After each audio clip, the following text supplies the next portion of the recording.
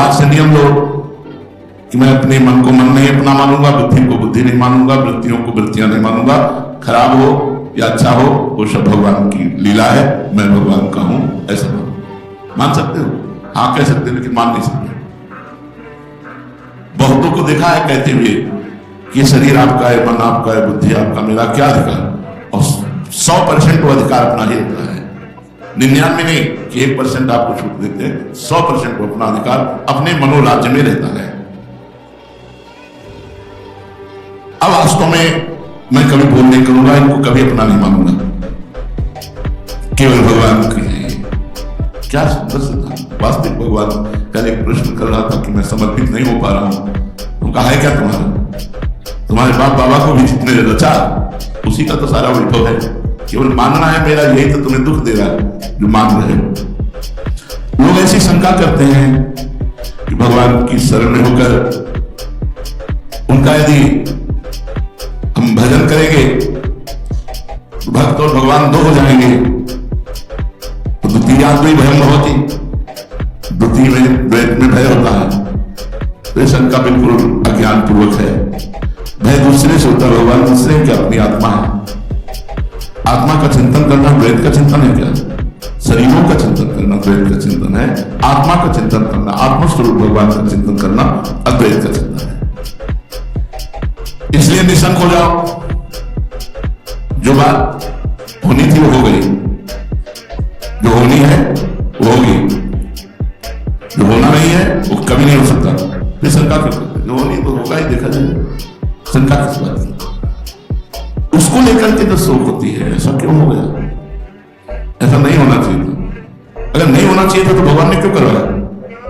होना चाहिए था, ये जरूरी था, इसीलिए हुआ।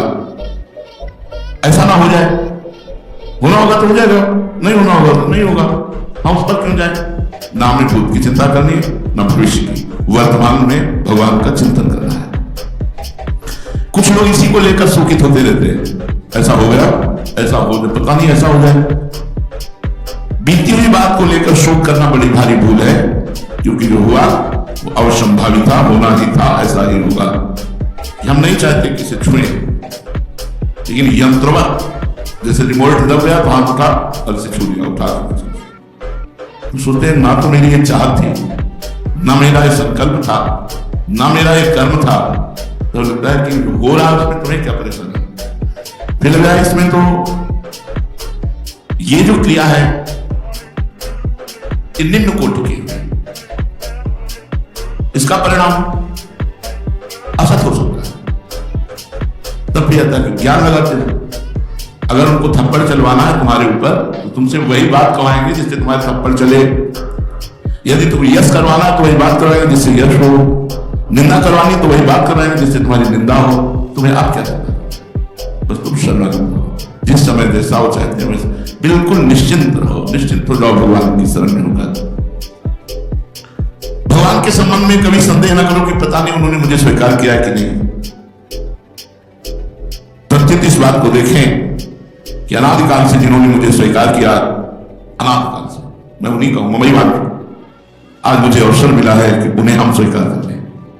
अनादिकाल से भगवान बड़ा कारुणिक थोड़ा सा प्रसंग आता है पुरंजनोपाख्यान में, जब पुरंजन स्त्री की आसक्ति में स्त्री स्वरूप बना और उसका मद्र नरेश राजा युद्ध में मारा गया और वो अपने पति के शव के पास बैठकर रो रही थी, तो पीछे से आवाज आई, ऐ मित्र, तू ना स्त्री है ना पुरुष है।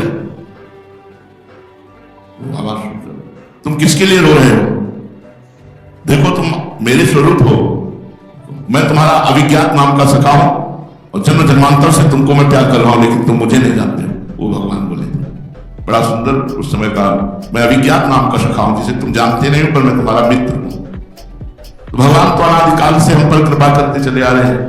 आज हमें स्वीकार करना है कि मैं श्री भगवान का हूं और श्री भगवान मेरे हैं। भगवान की शरण होकर ऐसी परीक्षा ना करो कि भगवान की शरण में हो गया हूं तो मेरे में ऐसे लक्षण घटने चाहिए। ये एक भी लक्षण शरणागति का नहीं है, तो भी मैं शरण में हूं। एक भी लक्षण शरणागति का नहीं है, तो भी मैं शरण में हूं। ऐसा कभी मत परीक्षण करो, परीक्षा मत करो कि मेरे में लक्षण घटने चाहिए जो मैं भगवान की शरण में हूं। ऐसे ऐसे लक्षण मेरे में नहीं है तो मैं भगवान की शरण कहां हूं।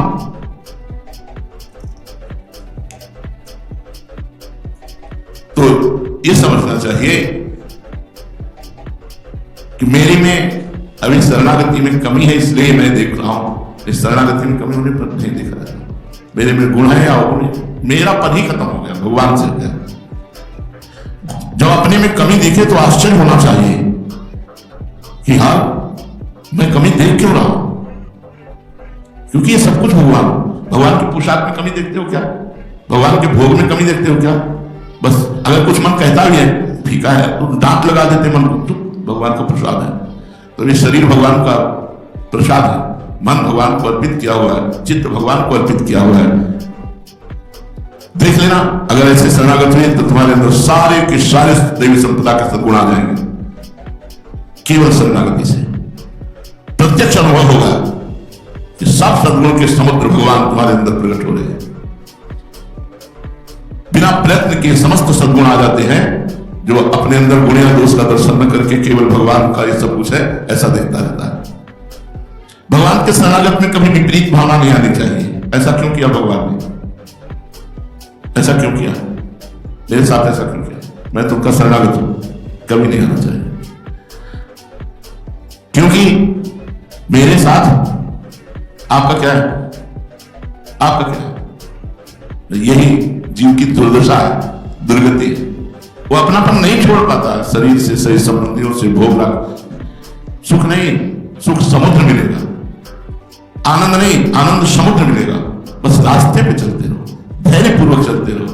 अद्वेष्टा सर्वभूतानां, समस्त भूतों में हमें दोष नहीं देखना, फिर अपने इष्ट गुरु में दोष देखना। बहुत प्रपंच है, बहुत प्रपंच है। जब तक सही मार्ग में नहीं चलोगे तो ठीक है, अभी आप उद्दंडता कर लो। जब कर्मों का परिणाम आता है तब जीव किसी काम का नहीं रह जाता। ये वो दुनिया का जब कर्म घेर लेता ना तो फिर पता चलता है। अभी स्वस्थ हो तो प्रपंच सुनाई दे रहा है, और जब अभी कर्मों का परिणाम आएगा, घेर लेगा तुम्हें, तब फिर तुम क्या कर पाओगे? विपरीत भावना, इसका मतलब है आप अभी निर्भर नहीं हुए। निर्भर नहीं, कुछ भी ऐसा क्या करूं जिससे आप हमको भी उसी तरह प्यार करें जैसे प्यार करते हैं? क्या विशेषता है? तो कहते हैं, सुना है दो चबूतरे निर्माण के लिए बोले कि एक आप बनो, एक आप बनो। शाम का दोनों गिरा दो। दूसरे दिन सुबह का फिर बनाओ, फिर का मेरे अनुकूल नहीं इनको गिरा दो। फिर तीसरे दिन का फिर बनाओ, फिर का मेरे अनुकूल नहीं। पुत्र ने निवेदन किया कि प्रभु आपको कैसा चाहिए, रोज गिरवा देते हैं।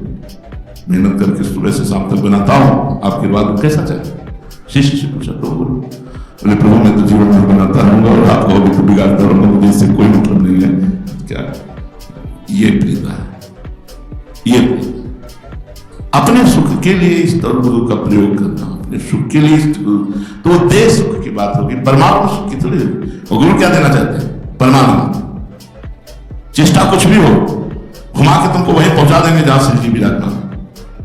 क्योंकि जैसे आप कीचड़ में खड़े हो, अब आपको निकालना है तो हमें कीचड़ में घुसना ही होगा।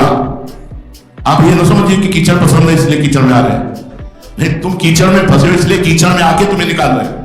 तुम्हें लग रहा है कि इनको कीचड़ पसंद है इसलिए कीचड़ में आ रहे हैं। नहीं, पसंद नहीं, पसंद तुम हो, तुम उनके हो, और कीचड़ में खड़े हो इसलिए कीचड़। जैसे गिरे हुए पुरुष को आप खड़े खड़े नहीं उठा सकते, आपको झुकना होगा, आपको गिरना होगा। तो गिरने वाला सोचे कि अभी तो गिर रहा है, भूल कर रहे हो, वो गिर नहीं रहा, तुम गिरे को उठा रहा है। बस यही भूले जीव को भगवान से, गुरु से दूर कर देती है। तो विपरीत भावना, इसका त्याग करके भगवान की शरण में हो जाए तो जीव निहाल। श्याम लाल की